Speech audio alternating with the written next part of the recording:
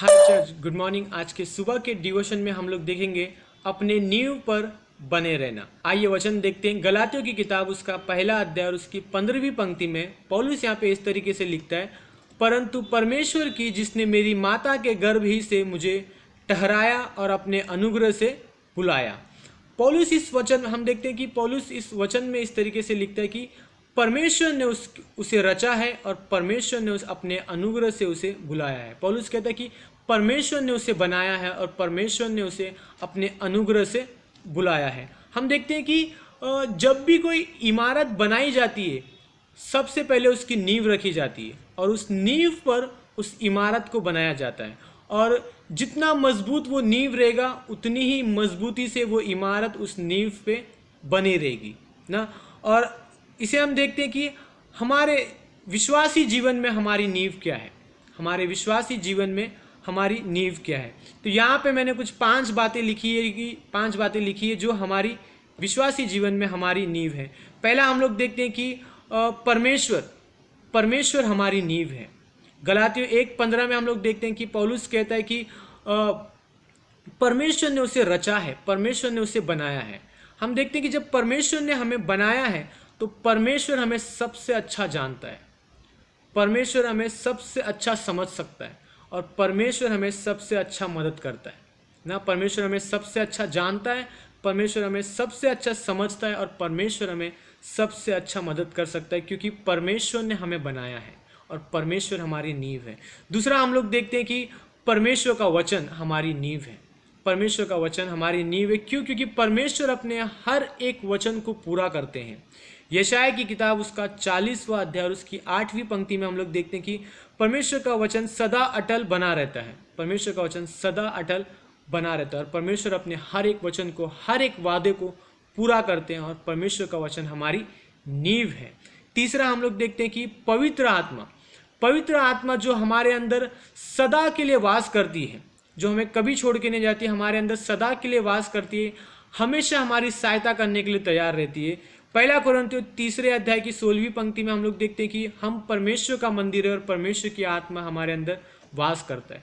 तो ये आत्मा जो हमें हर पल हमारी सहायता करने के लिए तैयार रहती है, पवित्र आत्मा। चौथा हम लोग देखते हैं कि परमेश्वर का अनुग्रह हमारी नींव है। परमेश्वर का अनुग्रह हमारी नींव है। पौलुस कहते हैं कि परमेश्वर ने अपने अनुग्रह से हमें बुलाया, हम सबको परमेश्वर ने अपने अनुग्रह से बुलाया। और इफिसियों के 2:8 में हम लोग देखते हैं कि अनुग्रह के द्वारा ही हमारा उद्धार हुआ है। परमेश्वर के अनुग्रह के बिना हम कुछ भी नहीं, और परमेश्वर का अनुग्रह क्या है? हमारी नींव है। 5वां हम लोग देखते हैं कि यीशु मसीह का संपूर्ण कार्य, यीशु मसीह का संपूर्ण कार्य जो यीशु मसीह ने उस क्रूस पे हमारे लिए किया। आज हम पाप में संघर्ष नहीं करते, आज हम पाप से दूर रहते हैं, और यदि हम पाप में गिरते हैं तो तुरंत हम उठकर परमेश्वर से माफ़ी मांगते हैं, क्योंकि परमेश्वर ने उस क्रूस पे सारे कार्य को पूरा किया है। हम देखते हैं कि यह हमारी नींव है, यह हमारी नींव है। परमेश्वर हमारी नींव है, उसका वचन हमारा नींव है, पवित्र आत्मा हमारी नींव है, परमेश्वर का अनुग्रह हमारी नींव है, और यीशु मसीह का संपूर्ण कार्य हमारी नींव है।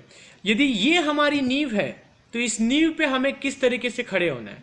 यदि ये हमारी नींव है तो इस नींव पे हमें किस तरीके से बने रहना है? विश्वास से, हिवाव से ना। इस नींव पे हमें विश्वास से बने रहना है, साहस से बने रहना है, हिवाव से बने रहना है। क्यों अब्राहम विश्वास से चलता था? क्योंकि उसे पता था कि परमेश्वर उसकी नींव है, इसीलिए वो विश्वास से चलता था। इसीलिए वो परमेश्वर के वादों पे विश्वास से चला, क्योंकि वो इस बात को जानता था कि परमेश्वर उसकी नींव है और परमेश्वर अपने वादों को पूरा करेगा, परमेश्वर अपने वचनों को पूरा करेगा। इसीलिए अब्राहम अपने जीवन में विश्वास से चलता है। हम देखते हैं कि क्यों दाऊद गोलियत के सामने खड़ा, इस बात के लिए साहस से खड़ा हो जाता है कि वो गोलियत को मारेगा, क्योंकि वो जानता है कि परमेश्वर उसकी नींव है, वो जानता है परमेश्वर उसकी नींव है। क्यों दाऊद गोलियत के सामने हियाव से खड़ा रहता है कि वो गोलियत को मारेगा? क्योंकि वो जानता है कि परमेश्वर उसकी नींव है और परमेश्वर उसे यहाँ पे जीत दिलाएगा। हम देखते हैं कि क्यों वो 12 लोग सब अपना सब कुछ छोड़कर पूरी दुनिया में सुसमाचार को बांटने के लिए चले गए, क्योंकि वो जानते थे कि इस सुसमाचार की नींव परमेश्वर है। वो इस बात को जानते थे कि इस सुसमाचार की नींव परमेश्वर है, और ये सुसमाचार लोगों के जीवनों को बदलेगा। ये सुसमाचार लोगों के जीवनों को बदलेगा। हम देखते हैं कि शैतान कभी भी इस नींव को तोड़ नहीं पाएगा। शैतान कभी भी इस नींव को तोड़ नहीं सकता, इसीलिए वो कोशिश करता है कि हर एक विश्वासी से इससे ये भुला सके कि वो कैसी नींव पे खड़े हैं। शैतान इस नींव को कभी तोड़ नहीं पाएगा, परमेश्वर की नींव को, परमेश्वर को कभी नहीं तोड़ पाएगा, पर वो कोशिश करता है कि वो हर एक विश्वासी के जीवन में ये इस बात को भुला सके कि विश्वासी इस बात को भूल जाए कि हम कैसी नींव पे खड़े हैं। हम इस बात को भूल जाए कि वो परमेश्वर ने हमारे हाथों को थामा। हम इस बात को भूल जाए कि परमेश्वर का वचन अटल रहता है, परमेश्वर का वचन बना रहता है। शैतान हमें इस बात को बुलाने में कोशिश करता है कि हम इस बात को भूल जाए। हम देखते हैं कि क्यों एक विश्वासी परिस्थितियों में या परीक्षाओं में गिर जाता है, क्योंकि वो भूल जाता है कि वो किस नींव पे खड़ा है, वो कैसी नींव पे खड़ा है। ना हम ऐसी नींव पे खड़े हैं जो कभी टूटेगा नहीं, ना परमेश्वर ने हमारे हाथों को थामा हुआ और वो हमारे हाथों को कभी नहीं छोड़ेगा। आगे हम इस अंत में हम लोग देखते हैं कि ये नींव क्या है। ये नींव क्या है? ये नींव हमारे विश्वास की सच्चाई है। ये नींव हमारे विश्वास की सच्चाई है।